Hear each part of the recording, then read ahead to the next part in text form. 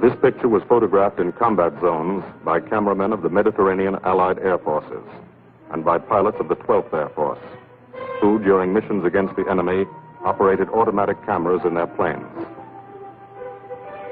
Behind the pilot, shooting forward and back. Under the wing. In the wing, timed with the guns. In the wheel well. In the instrument panel, photographing the pilot himself.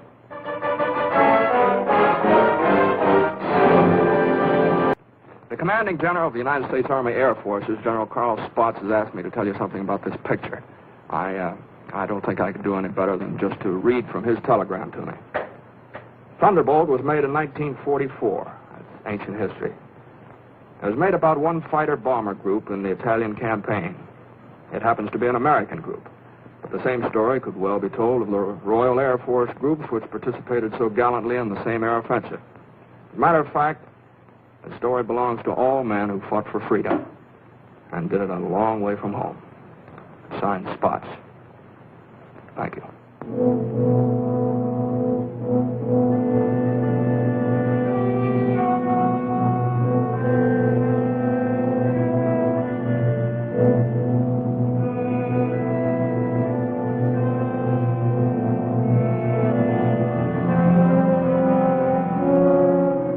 To the Italian man in the street, or what's left of the street, this is the fulfillment of a promise.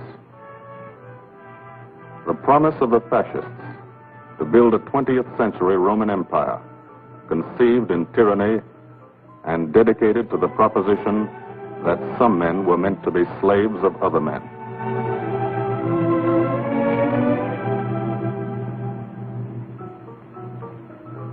Special victims were the children.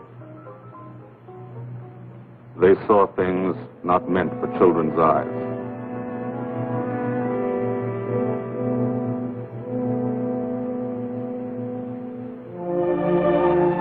From the air, Italy is more remote.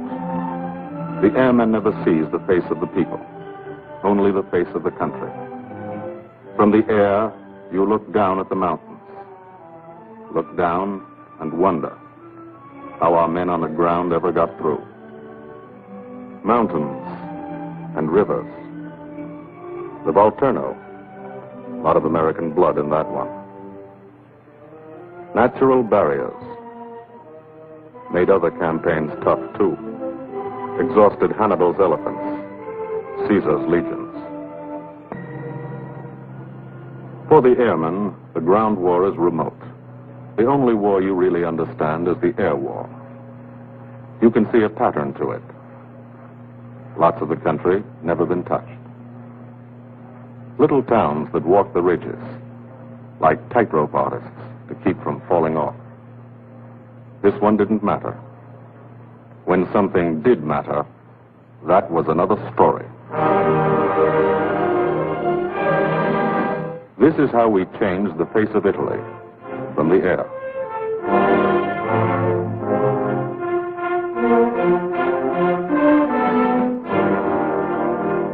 They boasted Italian trains ran on time. Not these. This is what we did to the face of Italy. There's a story behind why we did it and how we did it. The story starts on an island, 60 miles off Italy's coast. The island of Corsica. 3. But you can still find a few Germans left by the wayside where they fell, in the shadow of our aerodromes.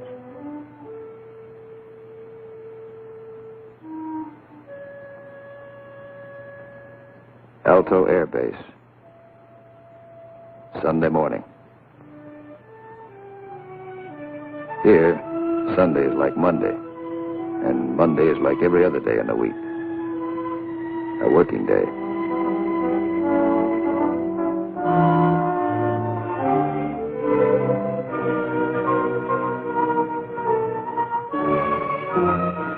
The engines wake you at dawn. In your sack, you can hear the crew chiefs pre-flighting your planes. getting them ready for the day's missions. This is how you live when you're an airplane driver, fighting an air war, 20 minutes from the Germans in Italy. You're used to it. You've been washing out of your helmet since July 42. Sunday morning, for the 57th Fighter Group, 3 squadrons, 1,000 men, another day begins at Alto Air Base. You could close your eyes and see it this way, spread out like a diagram. Been home sweet home for some time. Good steel mat runway, 150 by 6,000 feet. Tower call sign is Breakneck. Lots of jokes about that. We share the field with a French fighter group. Don't speak the same language, but we fly the same airplane against the same enemy. Each lost a man yesterday. We get along. Group commander, Lieutenant Colonel Archie J. Knight, West Point, 1940. He's 27. First mission today is a 6-5 squadron show. Briefing, right after breakfast. Informal, short, to the point. Park yourself in a bomb crate and get your escape kit. Enemy money. Instructions to get you back through the lines, just in case. The S2 tells you about your target. He doesn't have to draw it for you. You do this every day. Sometimes 2 or 3 times a day. Gil Wyman will lead the show. So he lays out the job. That's a nurse's hat. His girl wears it for luck. Eat all you can get. The brass upstairs plans the war. They want something done, they pick up the phone. You do it. Don't always know why they send you out on a mission. Don't always care. But you know there's a reason. A good one. Today, the missions are going out because in Italy our armies have been stopped, cold, at the Gustav Line, across the narrowest and most mountainous part of the peninsula. U.S. 5th Army, British 8th Army, stopped for 5 months. At Anzio, 100,000 men sweating it out. We couldn't move. Stalemate. March 15th, we bombed Cassino, our immediate objective. Good job of bombing. Didn't work. Our infantry didn't advance. It was the wrong use of air power. Wrong because we were not taking advantage of the airplane's greatest asset, its ability to get behind the enemy. That's what the air planners wanted to do, get behind him. Lieutenant General Ira C. Aker, commanding all the air in the Mediterranean, British, French, and American. Major General John K. Cannon, Uncle Joe, commanding the 12th Air Force. And Brigadier General Gordon P. Seville, 12th Tactical Air Command, the brass upstairs who run the air war. They said, let's not hit him here. Let's hit him here. Let's isolate the battlefield. Let's weaken the entire German front by depriving it of supplies, fuel, food, ammunition, reinforcements. They call the plan Operation Strangle. This is what we want to do with airplanes. How? Medium bombers got many of the important ones, but bridges are long, narrow targets, difficult to hit and destroy.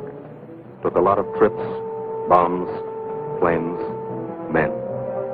We started to use a special weapon. A fighter bomber, the P-47 Thunderbolt. 1 engine, 1 man. 1 bomb on each wing. Extra fuel tanks for range. 6-5's crew chiefs taxi from the dispersal points to the end of the runway. Line up the squadron.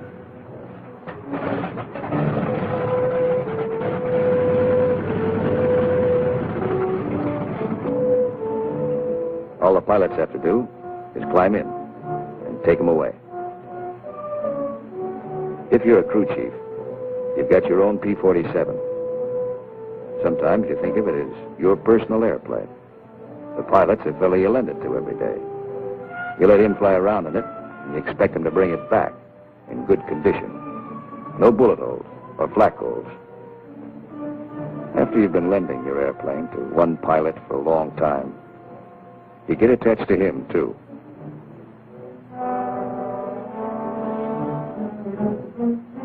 If you're a pilot, no matter what your rank or how many hours you've had, what counts here is the combat flying you've done.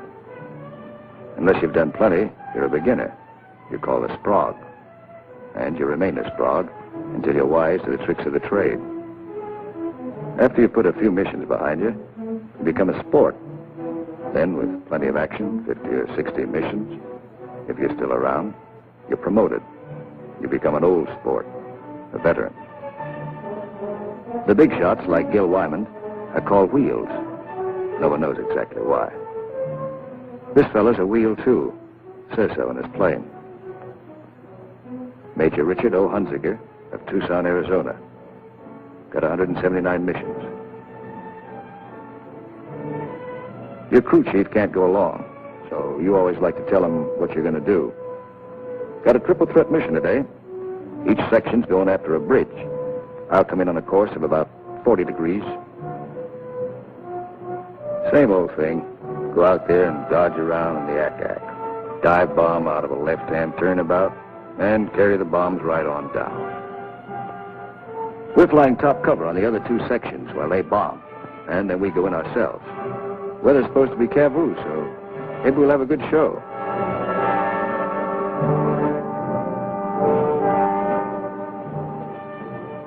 All set to go. But you don't. You wait. You wait for 5 minutes. That's the way it's planned. Time to settle down. Relax.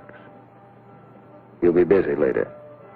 So if you've got any thinking to do, and who hasn't, now's the time to do it.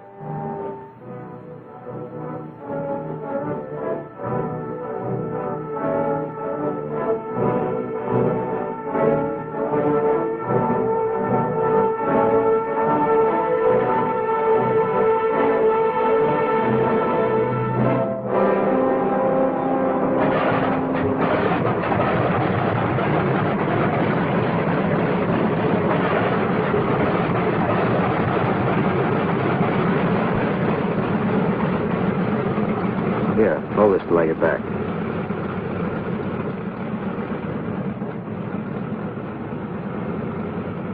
Takeoff is always rough. Thunderbolt's a heavy airplane. Besides, you've decorated it like a Christmas tree. Belly tank. Rockets. Guns. 500-pound bombs. Cameras. Breakneck, Cola Leader here. We clear to take the runway for a takeoff. Over. Roger, Cola Leader from Breakneck. You're clear number 1 to take off. Roger, Breakneck. Thank you. The mile of steel runway will shrink to nothing under you. Halfway down, by the tower, you'll be committed. That means you can't slam on the brakes and stop. Once you're committed, you usually go up. First pair, Wyman and Gustafson.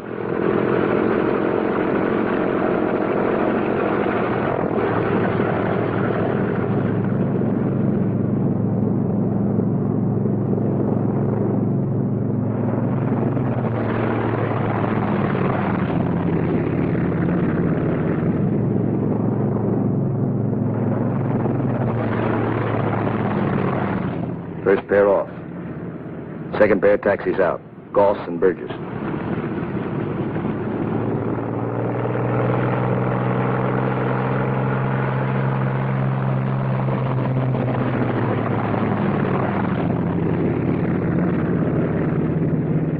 Made it okay.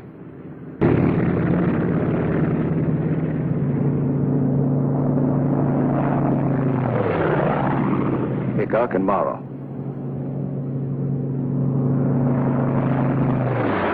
Last pair, Welby's and Hunziker.